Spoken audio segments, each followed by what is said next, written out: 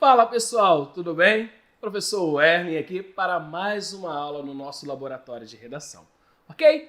O que nós falamos na última aula? Vocês lembram que nós analisamos uma redação muito bacana, falamos sobre a violência contra os animais. Mostramos para vocês estratégias para a leitura do caderno de redação, do texto de apoio. Mostrei a forma que ele utilizou na introdução. Você lembra?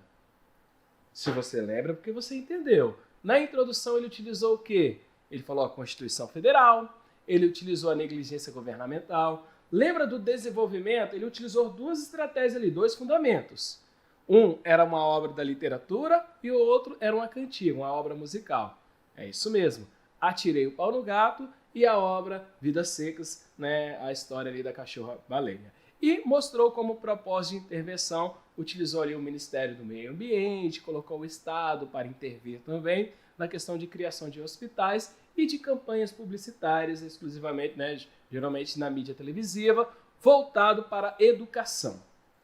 Educação no quê? De combate à violência contra os animais. Esse foi um teminha da nossa última aula. E eu disse a vocês que nesta aula também nós iríamos trabalhar uma redação modelo de uma aluna também do terceiro ano, que ela escreveu um texto sobre discurso de ódio e liberdade de expressão. O que nós vamos ver hoje? Também a leitura do caderno de redação. Não vou ler todos os textos, mas vai estar projetado aí para que vocês tenham ideia de algumas informações. Eu vou só citar as informações que você poderia, o recorte que você poderia pegar ali do caderno, do texto de apoio.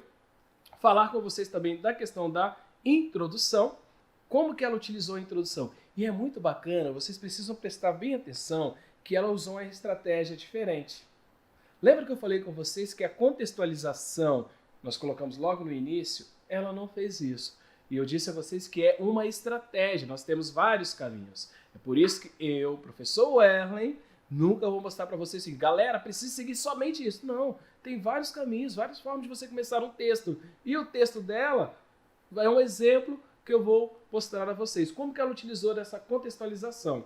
O desenvolvimento, a estratégia que ela utilizou, quem ela usou para falar no desenvolvimento. Ela usou um período histórico muito triste, do período histórico brasileiro, para falar sobre o discurso de ódio. Já começou a imaginar qual período é. E como que ela utilizou a estratégia de intervenção, a conclusão, como que ela resolveu essa problemática.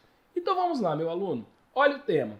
A partir da leitura dos textos motivadores e com base nos conhecimentos construídos... Professor, desde 98 esse mesmo texto? Não, 98 era um outro texto, o Enem ainda não tinha esse formato, mas de tempos para cá sempre vai ter aquele formato. Eu preciso ler?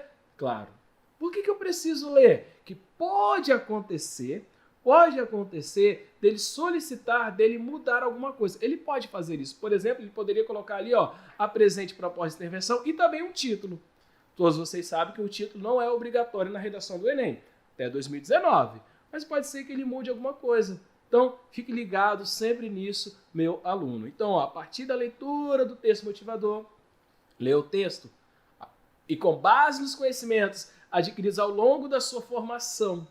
Às vezes, eu gosto sempre de enfatizar isso, quando ele fala com base nos conhecimentos adquiridos ao longo de sua formação, é aquilo que tudo que você aprendeu enquanto estudante, enquanto pessoa, enquanto cidadão.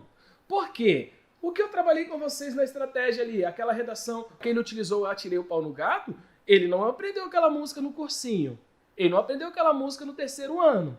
Aquilo ali, ele aprendeu quando criança. Então, por isso que o texto fala bem assim, com base nos conhecimentos construídos ao longo de sua formação. Tudo aquilo que você é hoje. Professor, eu gosto de usar mais leis, eu sou lei, mas o meu amigo gosta de usar mais questões filosóficas, mas eu tenho outro que gosta de trabalhar em questões só do IBGE, de leis, enfim, vai depender muito da sua bagagem cultural. É isso mesmo, aquilo que você lê, aquilo que você costuma assistir, série, filme, desenhos, porque eu gosto muito de uma série, professor, chamada Grey's Anatomy. Perfeito, essa série encaixa com todos os temas. Fala um tema, encaixa. Violência contra os animais. Encaixa, professor. O Derek matou o cachorro dele. Olha o spoiler para vocês. Violência urbana. Morre todo mundo. Desculpa falar isso, mas morre todo mundo na série. E assim sucessivamente. Então perceba como que às vezes uma série pode auxiliar no seu texto. E você vai escrever um texto dissertativo argumentativo, né, sobre discurso de ódio e liberdade de expressão. Perceba que essa proposta ela tem uma diferença das demais.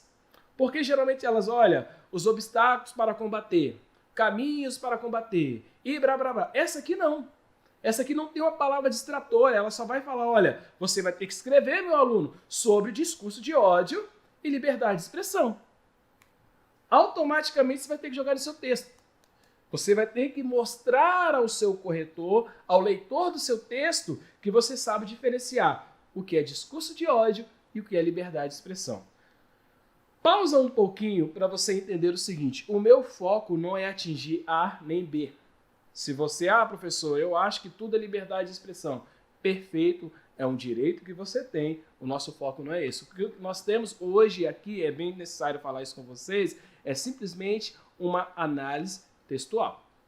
Não estou querendo que você vá para outros caminhos, nem mudar a sua mentalidade, mas é você pensar a construção do texto. As estratégias que usou ali, eu vou apresentar para vocês, é o que ela tem de conhecimento de mundo, é a bagagem cultural dela. Beleza? Então vamos lá. Primeira coisa, eu tenho um texto de apoio. Olha o que apresenta no texto de apoio, professor. Olha lá, ó. Apresenta ali, todos temos direito assegurado pela Constituição Federal. Constituição Federal novamente ali, né? Sempre, galera, o Enem geralmente coloca uma propaganda, uma charge, um texto de algum jornal, né? E algum fragmento de lei. Geralmente o texto de apoio, vocês podem reparar que sempre vai ter alguma coisa voltada para isso aí. Então ele coloca ali, ó, todos temos o direito, né, de expressarmos a nossa ideia. Desde que não pode ferir o direito do outro. Desde que você tenha sua liberdade de expressão, mas ela tem um limite. Nós precisamos entender isso aí.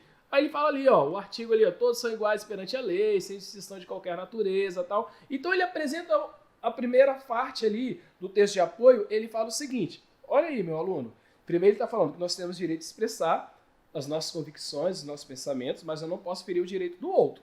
E eu falo o segundo ali, olha, que nós somos iguais perante a lei, mas eu tenho o direito à liberdade, à igualdade, eu tenho o direito à vida.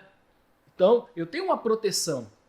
Então, se o seu discurso ferir o meu direito, não é uma liberdade de expressão, é um discurso de ódio. Se o seu discurso atingir a minha pessoa, o meu grupo, quem eu sou, não é liberdade de expressão. Então perceba que esse texto ele vai tratar duas ideias da nossa legislação, da nossa Constituição. Olha esse outro texto. Preste atenção. Discurso de ódio não é liberdade de expressão. É crime. Repetindo, é crime. Então, você pode, dentro do seu texto, aluno, deixa eu perguntar uma coisa para você. Dentro do seu texto, você pode falar isso? Olha, não, que não é discurso de ódio, cada um tem a sua liberdade de expressão, não é crime. Você pode falar isso, mesmo que, às vezes, você pensa isso, nessa redação, não. Sabe por quê? O texto de apoio disse, olha, é crime, ponto. É crime, você vai precisar resolver isso. Oi, professor, e minhas convicções, os meus pensamentos e o meu ponto de vista? O texto de apoio disse que é crime. E se o seu ponto de vista é contrário ao texto de apoio, você vai ter que mudar, pelo menos ali, a sua mentalidade. Beleza, meu aluno? Mudar as suas argumentações nesse texto. Olha esse texto 3.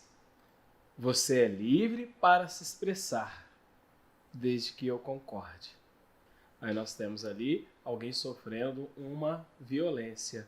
Então, basicamente, esses textos aí, né, os textos de apoio, ele vai direcionar a sua argumentação. Você não pode seguir para outros caminhos. Obviamente, você vai ter que pensar nas suas ideias e tal, mas sempre com foco no texto de apoio. Ok? Então, vamos lá, queridos. O que vocês viram de diferente aí, né? Uma diferença do outro texto que eu apresentei para vocês, do texto do Gabriel. É isso mesmo. Esse aí eu já joguei a introdução, ela de uma forma completa. Por que, professor, você fez isso? Olha ali em amarelo, contextualização. Perceba aonde a aluna colocou a contextualização. Isto, ela não iniciou o texto com a contextualização. Professor, ela perderia ponto, ela seria penalizada por isso?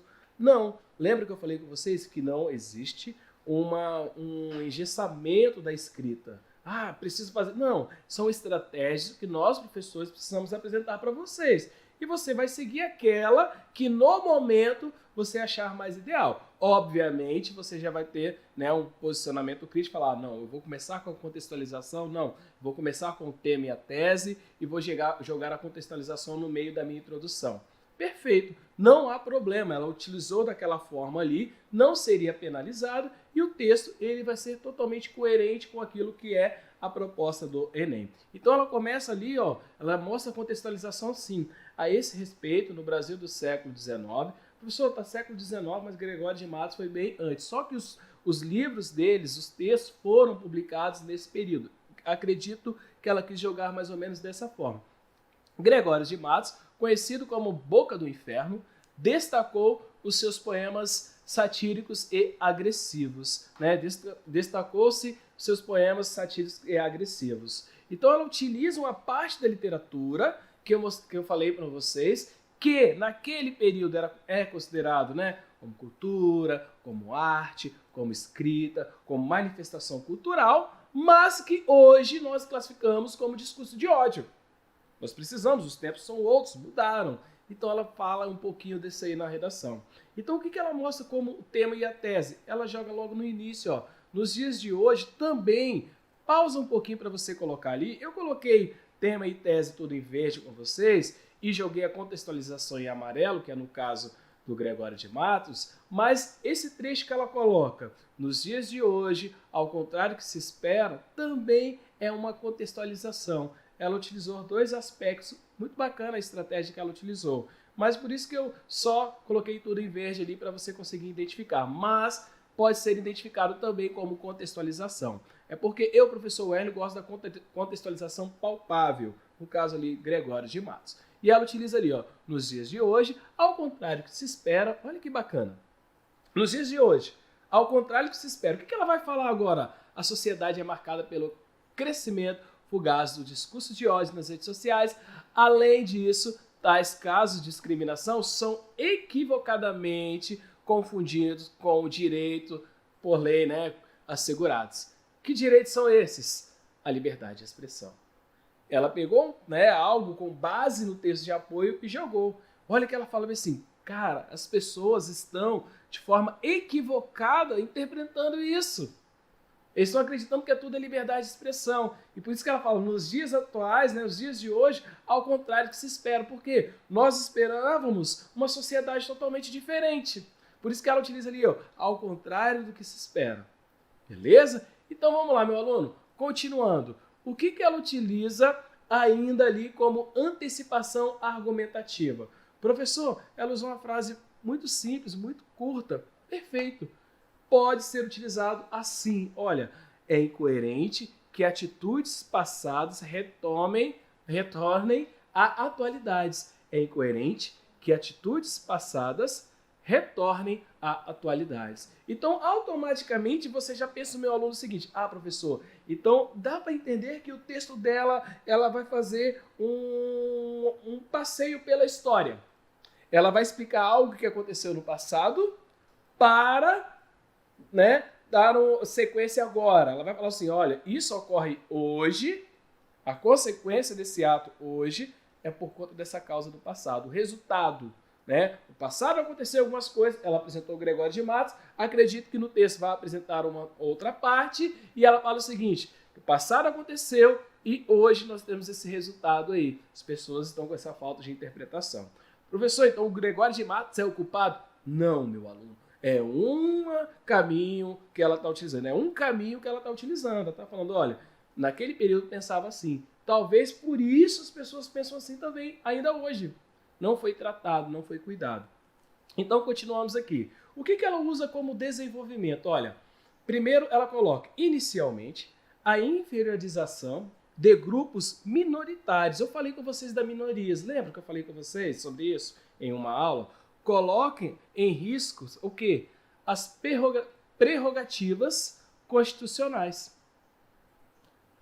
Como assim, professor? O ataque às minorias coloca em risco a nossa Constituição.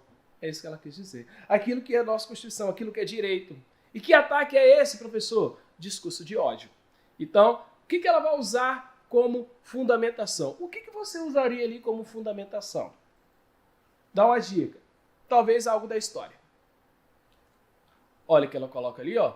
Análogo a isso, a ditadura militar foi caracterizada pela censura e que mais tarde houve alteração no Código Civil, que concedeu à população o direito de expressar livremente. Então ela foi lá na história e buscou primeiro o Gregório de Matos e trouxe no texto. Depois ela foi lá na história novamente e buscou a ditadura militar e trouxe ao texto a fundamentação. E ela continua aqui, ó, com análise. Olha, ocorre que os ataques humilhantes direcionados às minorias sociais atualmente, olha que bacana, lembra que eu falei com vocês que a análise ela precisa ter, sim, um diálogo com a sociedade atual? Então ele coloca ali, atualmente, fere os artigos da Constituição. Destarte, não é razoável que a liberdade seja justificativa para os crimes de ódio. Então ela fala, olha, ela apresenta o problema das minorias que eles estão sofrendo, depois ela apresenta algo que aconteceu ali, basicamente, na ditadura militar, e agora ela fala o seguinte, não é razoável que a liberdade seja justificativa por isso. Porque eles já falavam isso no passado, então não é razoável que hoje, atualmente, na nossa sociedade, eles falam a mesma coisa. Olha o caminho que esse texto está levando. Continuando, e ele utiliza ali, ó, o segundo desenvolvimento.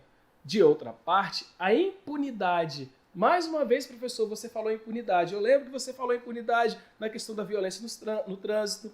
Eu lembro que você falou impunidade na questão da violência contra os animais. Sim, olha, de outra parte, a impunidade gerada pelas mídias sociais favorece o aumento e deliciamentos virtuais. Como assim? Discurso de ódio na rede social. Por que impunidade? Por que ela está falando isso aí? Professor, ela está falando isso, questão de impunidade, porque aquele velho papo não vai dar nada. Parece que nós estamos sempre trabalhando a mesma linha de raciocínio. Por quê? O eixo temático é violência. Ok, meu aluno? Então, continua. O que você utilizaria ali como fundamentação? Pense um pouquinho. Um filme. Você usaria uma música? Algo, né? Alguma dados estatísticos? O que você usaria? Pensa aí. Responda na sua mente. Vamos fazer essa atividade hoje. Olha o que ela usou. Nesse sentido, a obra Efeito de Lúcifer, ela não colocou o autor, sem problema, porque ela já apresentou ali uma contextualização legal. Mas seria bacana se ela apresentasse para nós o autor, beleza? Então, sempre procure evidenciar, mostrar quem é o autor. Nesse sentido, a obra Efeito de Lúcifer afirma que o sujeito precisa estar em anonimato para que assim tenha a falsa impressão de invisibilidade. É isso aí. Obra de Lúcifer, professor, que obra pesada é essa? Pesquisa aí depois, meu aluno. Então, quando ele fala basicamente isso, o sujeito, essa obra basicamente ela trata o seguinte, que quando você está, né, no anonimato, quando você está sozinho, você se sente invisível. E por se sentir invisível, você faz coisas que talvez, junto com outras pessoas em grupo, alguém te observando, alguém te vendo ali, você não iria fazer aquelas atitudes, tais atitudes. Então ela mostra nesse parágrafo, né, desse desenvolvimento, o fato dessa questão de você estar atrás de um computador, atrás de um celular, a questão do anonimato, pode impulsionar o discurso de ódio. Ela apresenta ali através do efeito Lúcifer, de Lúcifer, ok? Olha lá então, a análise. Lembra da análise? Sempre você joga ali o tópico frasal, joga a fundamentação e faz um trabalho com atualidade, com o brasileiro. Olha lá. Dessa forma, note-se que a internet promove a união de indivíduos cujas ideologias se assemelham e são degradantes quando expostas anonimamente em websites. Ela apresentou isso na fundamentação ali, ela apresentou isso no tópico frasal e retomou. Logo, constrói uma incógnita que inviabiliza a investigação de autorias dos delitos. ela apresentou isso no tópico frasal. Ela falou, ó, vou falar do anonimato. Na fundamentação, ela apresentou alguém que provasse essa questão do anonimato. E na análise crítica ali, né, ela promove isso, ela mostra isso. Perfeito, bacana, o texto conseguiu trabalhar. O que eu quero mostrar a você, meu aluno, que você precisa seguir essas estratégias, tá ok? Olha lá então, como que ela utilizou na proposta de intervenção. Eu já dei a dica ali, ó. Ela apresentou o agente, governo do estado. Eu quero que você, neste momento, nós vamos fazer uma atividade. Você vai encontrar para mim a ação, meio, a finalidade e o detalhamento. Se porventura o vídeo passar um pouco rápido, você para aí, né? E vai embora. Pesquisa, olha aí. Onde está a ação? Qual é o meio? Qual é a finalidade? Qual seria o detalhamento? Vamos ler o texto? Olha, em suma, é indispensável garantir que os costumes como os de Gregório de Matos, lembra que ela apresentou isso lá na introdução? Não se perpetuem. Teve um errinho faltando um S ali, mas aquilo que eu falei, mostrei o texto. Isso ocorre, obviamente, quando ela passou o texto, ela viu, eu peguei esse rascunho textual da aluna, tá bom, queridos? Então eu coloquei ali para vocês realmente identificar. No texto original, que é o texto já corrigido, ela conseguiu uma nota 1000 com algumas correções desse texto em 2 plataformas de correção de redação. Ok? Só para você identificar, então. Então você precisa olhar, fazer sempre ali a mudança de alguma coisa. E nesse caso ela precisou mudar algumas coisas e alcançou a nota 1000. Espero que essa nota 1000 vai segui-la até o Enem. Então, ó, Gregório de Matos, faltou ali, não se perpetuem. Por isso, cabe ao governo do estado, aí nós temos o quê? A ação ali, ó, promover mecanismos que faz o quê? Eduquem a população. Olha o meio, já vou pular, ó. Por meio, o meio foi fácil, professor. O meio eu achei ali quando eu vi a palavra por meio. Posso usar sempre, professor? Meu amigo, não tem erros. Você precisa apresentar um meio, você precisa apresentar um agente, você precisa apresentar uma ação, uma finalidade e um detalhamento. Então o meio já facilita a sua vida, coloca por meio. Então vamos lá, vou mostrar para vocês agora o detalhamento. Que detalhamento é esse? O que ele mostrou aí, professor? Ela não apresentou a finalidade, galera, não precisa trabalhar a sequência. A única coisa que eu peço a vocês é para obedecer a sequência do agente, da ação e do meio. Finalidade e detalhamento não tem problema, até porque o detalhamento ele pode ser um detalhamento do agente, um detalhamento da ação, tá? Então ele coloca ali, ó, lembra do meio? Ó, por meio de mídias, né, por meio de campanhas publicitárias. Aí agora ele vai fazer um detalhamento do meio, cujo conteúdo evidencia as consequências de expressar abertamente nas redes, né? Enfatizando o embate do discurso de ódio, o combate do discurso de ódio. Então ela utiliza ali o detalhamento do quê? Do meio. E a finalidade ela já utiliza ali, a fim de coibir o avanço desse tipo de transgressão moral online, bem como desconstruir o dito popular de que a internet é terra de ninguém.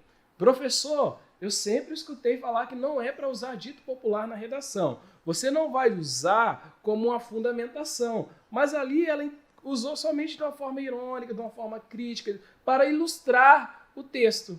Porque tudo que ela falou, as pessoas pensam isso, que a internet é terra de ninguém, a internet é terra de ninguém, a internet é terra de ninguém, e ela tratou perfeitamente esse texto. Ok, meus alunos? Então, o que nós temos ali também? A retomada.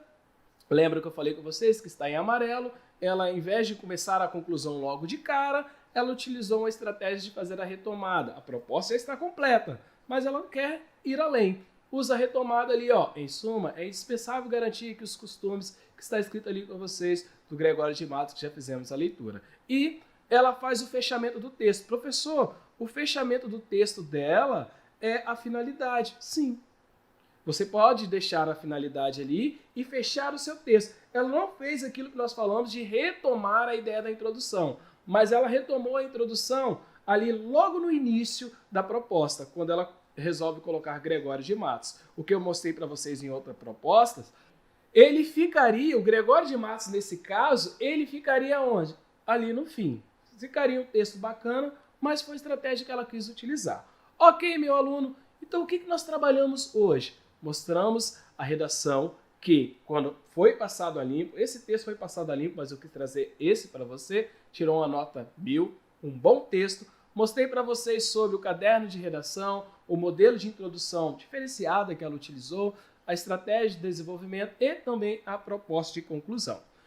Galera, nós vamos parar por um período, de uma aula apenas, calma, de falar dos eixos temáticos. Falamos do eixo aqui, violência, espero que vocês conseguiram aprender bastante sobre os conteúdos que passamos, porque na próxima aula nós vamos falar um pouquinho sobre a competência 1. Não é o meu foco trabalhar gramática com vocês, mas vocês precisam entender como que o seu texto está sendo avaliado nessa competência 1 de uma forma mais detalhada, porque nós já falamos isso nas nossas primeiras aulas. Vou falar como que funciona a dinâmica de avaliação dessa competência, os principais erros cometidos, são vários, mas vou pegar ali uns que são gritantes, que o próprio manual do INEP apresentou para nós, e 4 dicas para você melhorar o seu desempenho. Galera, agradeço a participação de cada um de vocês e aguardo imensamente, com saudades, para vocês na próxima aula. Olha, beijos e abraço, tchau.